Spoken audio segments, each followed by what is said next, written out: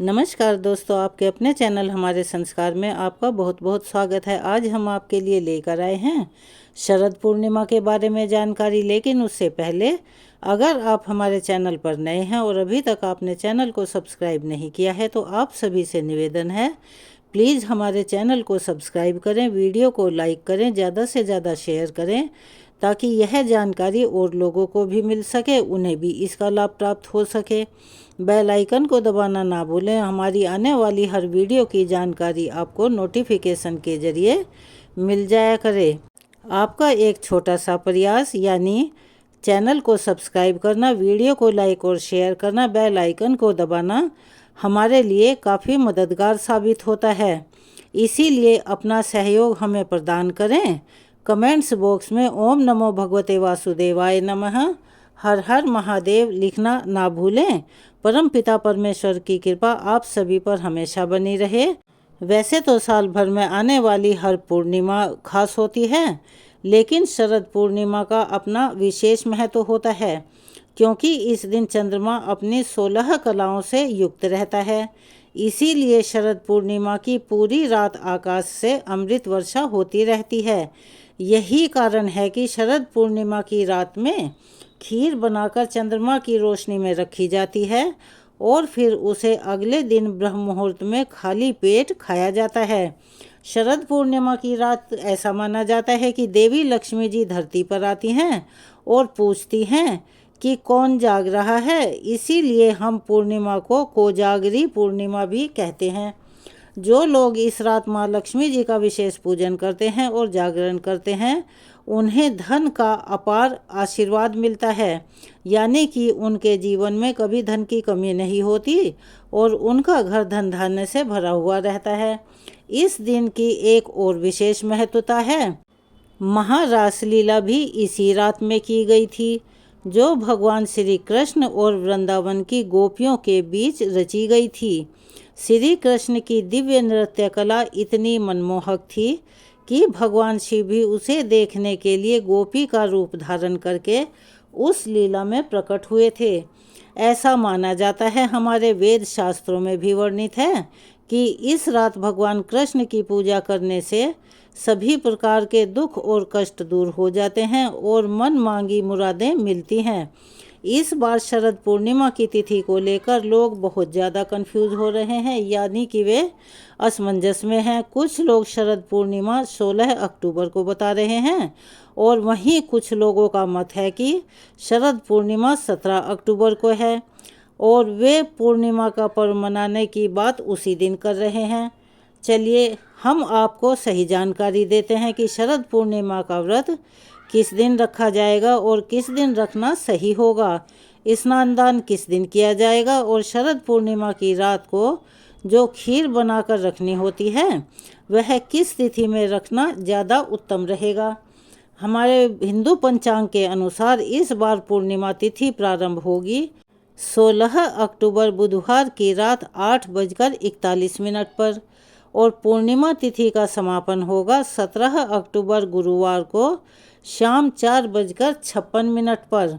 लेकिन कुछ पंचांगों में ऐसा लिखा गया है कि शरद पूर्णिमा का जो पर्व है वह चतुर्दशी युक्त पूर्णिमा में मनाया जाता है, यानी कि शरद पूर्णिमा को रात को जो खीर बनाकर रखी जाती है वह आप 16 अक्टूबर बुधवार को रख सकते हैं, क्योंकि इस दिन चांद उदय होगा शाम को 5:13 पर और इस समय पर पूर्णिमा तिथि विद्यमान रहेगी।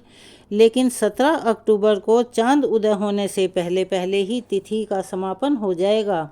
इसीलिए आप चंद्रमा की रोशनी में खीर 16 अक्टूबर की रात को रख सकते हैं और 17 अक्टूबर गुरुवार को पूर्णिमा का व्रत और स्नान दान किया जाएगा, क्योंकि कार्तिक मास में किया जाने वाला स्नान इसी दिन से शुरू हो जाता है। श्री सत्यनारायण व्रत भी आप 17 अक्टूबर गुरुवार को ही करेंगे।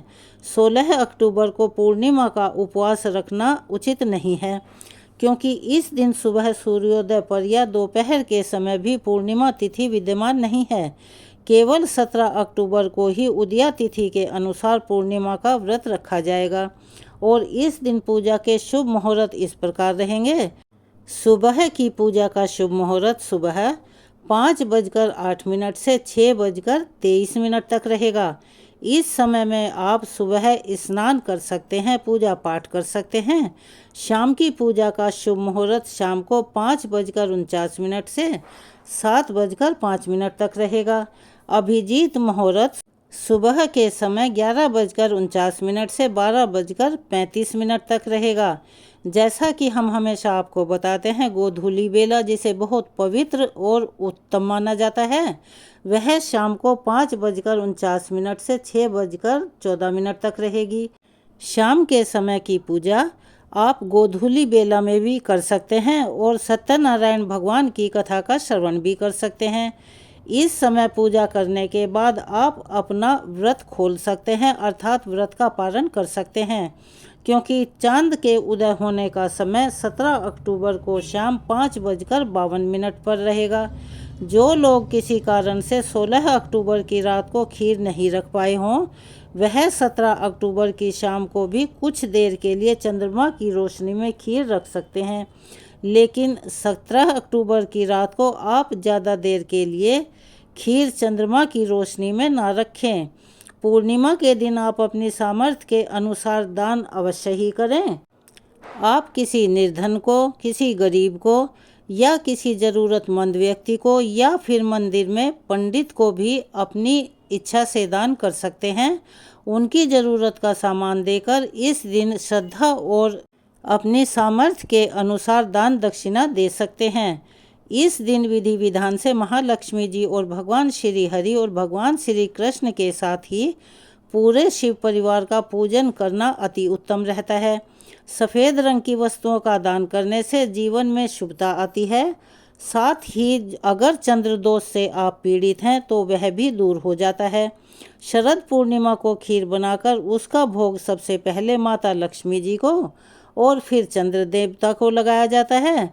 बाद में चंद्रमा की रोशनी में रखने के बाद इसे प्रसाद के रूप में बांटकर स्वयं भी ग्रहण किया जाता है। अगले दिन पूर्णिमा का व्रत रखने के कारण आप खीर का सेवन नहीं कर पा रहे हैं, तो ऐसे में आप 16 अक्टूबर की रात को चंद्रमा की रोशनी में दूध में शक्कर डालकर या दही भी रख सकते हैं और उसे अगले दिन प्रसाद के रूप में ग्रहण कर सकते हैं।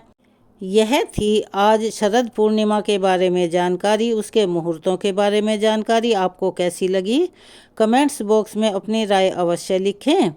और अगर आप हमारे चैनल पर नए हैं और अभी तक आपने चैनल को सब्सक्राइब नहीं किया है, तो आप सभी से निवेदन है, प्लीज़ हमारे चैनल को सब्सक्राइब करें, वीडियो को लाइक करें, ज़्यादा से ज़्यादा शेयर करें, बेल आइकन को दबाना ना भूलें, ताकि हमारी आगे आने वाली वीडियो की जानकारी आपको नोटिफिकेशन के ज़रिए मिल जाया करे।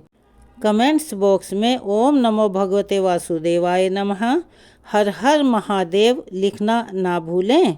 धन्यवाद।